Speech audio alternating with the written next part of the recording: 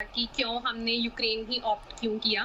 क्योंकि लाइक यहाँ पे हमें गवर्नमेंट सीट नहीं मिल पाई थी कुछ नंबर्स की वजह से। हुँ, और यहाँ की प्राइवेट कॉलेजेस में we are not financially that much strong कि हम 1 करोड़ और 1.5 करोड़ लगाकर यहाँ पे अपनी एमबीबीएस की डिग्री कंप्लीट कर सकें।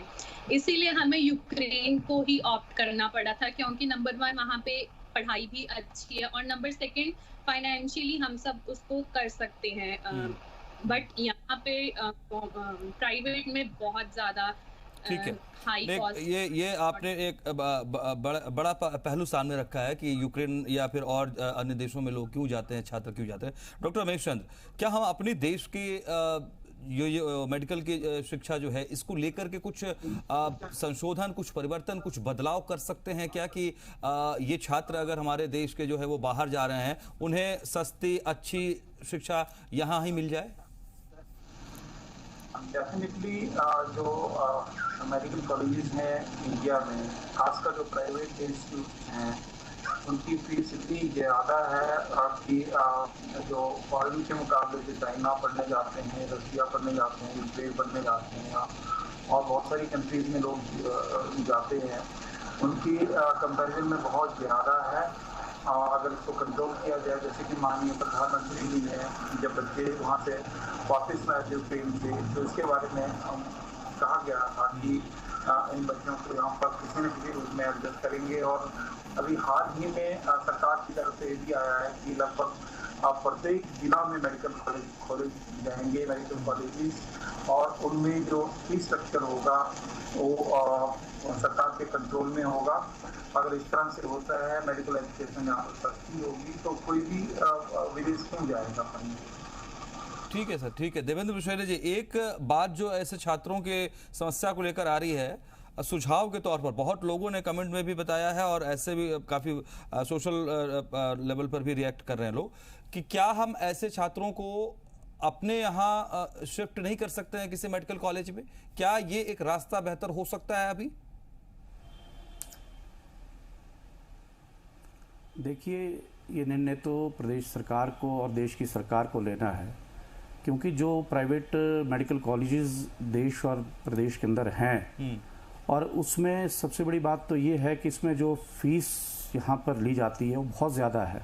और जो गरीब माँ बाप अपने बच्चों को यहाँ पढ़ाना चाहते थे, वो उस बड़ी फीस के मुताबिक जो है वो उनकी पहुँच से बाहर है। तो इसलिए बाहर के देशों में जहाँ सस्ते जो है वहाँ पर रेट पे जो एडमिशन वहाँ मिलती है, उस दृष्टि से बच्चों को बाहर भेजा गया। लेकिन पहला मेरा तो यही सुझाव रहेगा प्रदेश सरकार से और देश की सरकार से कि एक तो इन प्राइवेट जो मेडिकल कॉलेजेस हैं इसमें फ़ीस को कम किया जाए, और जो ये बच्चे, हज़ारों बच्चे पूरे देश के अंदर और प्रदेश के अंदर वापस यहाँ पर आधी अधूरी डिग्री लेके आए हैं, उनके भविष्य के बारे में भी चिंता करने की आवश्यकता है, ताकि उन मेडिकल कॉलेज में उनको जो आधी अधूरी डिग्रियां हैं उसमें पढ़ाई करने का मौका मिलना चाहिए। ये मेरा सुझाव है। बढ़िया सुझाव है ये, और मुझे लगता है कि आपत्ति नहीं करनी चाहिए। अगर सुझाव बेहतर हो तो सरकार हो या विपक्ष हो, इसको एक्सेप्ट करने में दिक्कत नहीं होनी चाहिए। ऐसा जोगटा साहब, आप हमारे साथ जुड़े हुए एक बार फिर से, आम आदमी पार्टी से आप अपनी बात भी रख रहे थे। मैं ये समझना चाहता हूँ, क्या ये ऐसा बड़ा मसला नहीं हो सकता है कि इस मसले पर भी आप अपनी तरफ से सरकार से बात करें, आप विपक्ष में जो लोग हैं वो सब मिलकर के इस मसले पर बात करें, सरकार के साथ मिलकर के कुछ करें? बिल्कुल जी, बिल्कुल हो सकता है। ये भी एक ऑप्शन है। उससे पहले मैं आपको ये बता रहा, ये इस ऑप्शन के अलावा भी मैं कहना चाहूंगा, बच्चों के जो अभिभावक हैं वो प्रदेश सरकार से समय समय पे मिलते रहे, लेकिन जयराम सरकार जी ने हिमाचल प्रदेश में उनको आश्वासन के अलावा और कुछ नहीं दिया। आज वो एमबीबीएस की डिग्री लेकर के सड़कों पर घूमने को बिल्कुल फोर्स किया जा रहा है उनको सरकार द्वारा। और दूसरे बाहर से जो मेडिकल कॉलेजेस से दूसरे हमारे प्रदेशों से, जो दूसरे प्रदेशों से, दिल्ली, पंजाब, हरियाणा, जहाँ हमारे बच्चे और भी पढ़ रहे हैं, यूक्रेन और चाइना के अलावा, वो आएंगे तो इतना इन्फ्लक्स हो जाएगा प्रदेश में कि हजारों डॉक्टर जो है सड़कों पे मिलेंगे कुछ दिनों में। अगर सरकार ने नई पोस्टों को क्रिएट नहीं किया और नई पोस्टों को भरने का अगर प्रयास नहीं किया, और प्रदेश की जनता को जो स्वास्थ्य उसके घर द्वार पर मिलनी चाहिए थी, जो सरकारों ने वादा किया था शुरू में भी, वो आज कहीं देखने को नहीं मिल रही है। वो इसलिए नहीं देखने को मिल रही है क्योंकि पोस्टों को क्रिएट नहीं किया जा रहा है। क्योंकि उस टाइम कहते थे हमारे पास कम है, कम है, कम है, कम है। जब 6 मेडिकल कॉलेजेस और खुले तो उसके बाद वो सब तो होना शुरू हो गए, जबकि 2 नहीं, लेकिन जोगटा साहब अभी रमेश चंद जी ने भी कहा और पीछे भी ये बात आई थी, मंत्रिमंडल वगैरह की बैठक में मसला आया कि अब जिलेवार तरीके से मेडिकल कॉलेज खोलने की बात तो हो ही रही है। पर उस हिसाब से पोस्ट भी तो क्रिएट करें ना जी। मेडिकल कॉलेजेस का मतलब ये थोड़ा भी भेड़ बकरियों की तरह वो आते रहेंगे पर एंट्री लेते रहेंगे मेडिकल कॉलेजेस में, मेरिट के साथ से डोनेशन व्हाटएवर, लेकिन उनको आगे एडजस्ट भी तो करना चाहिए। अगर एक पीजी करके स्टूडेंट स्पेशलिस्ट की डिग्री लेकर के अगर वो पास आउट होता है, अगर वो 3-4 साल सड़कों पे रहा, अगर प्राइवेट प्रैक्टिस भी नहीं करता तो कितनी प्राइवेट प्रैक्टिस करेंगे? वो तो अपनी जो टेक्निक है। ठीक बात है, ठीक है, कॉलेज आप बना रहे हैं लेकिन उनमें पोस्ट जो बढ़ाने की बात है, और जो कॉलेजेस है उसमें पोस्ट बढ़ाने की बात भी एक ऑप्शन अच्छा है। आर्यन, ये जो एक सुझाव के तौर पर बात आई है कि अगर आप तमाम लोग जो हैं ऐसे स्टूडेंट जो फंस गए हैं यहाँ पढ़ाई को लेकर के, खास करके कि आपकी पढ़ाई नहीं हो रही है, इस रूप में आप फंस गए यहाँ पर, तो क्या अगर दूसरे स्टेट के नियर बाई स्टेट कह लीजिए, अगर कोई ऐसी व्यवस्था हो कि मेडिकल कॉलेज में आपको शिफ्ट किया जाए तो ये आपको एक्सेप्टेबल है या इसमें आपको कोई दिक्कत नजर आती है? जी सर, बिल्कुल। सबसे पहले मैं ये कहना चाहता हूँ कि लाइक हमारी स्टडीज में अपना एग्जांपल लेता हूँ कि मैं 3rd ईयर में हूँ, तो 3rd ईयर तक मैंने इतनी ज्यादा मेहनत करनी पड़ती है हमें, वो आपको पता ही है कि मेडिकल की स्टडीज, और लाइक वो एकदम से गहरी नींद में जैसे उठाना, हमारा वैसे ही एकदम से मेंटल ट्रोमा हो गया कि हमारी फ्यूचर का क्या होगा, डिग्री का क्या होगा।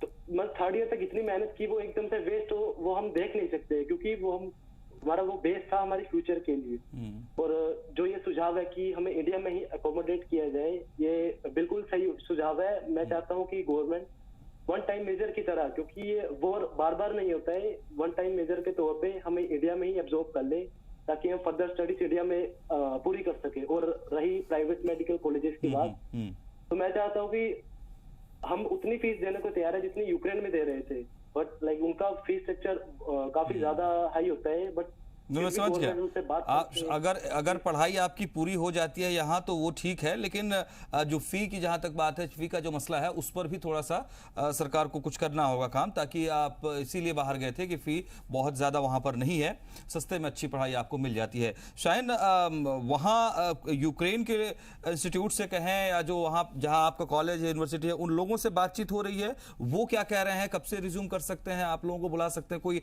ऐसे संकेत मिल रहे हैं आपको वहाँ से?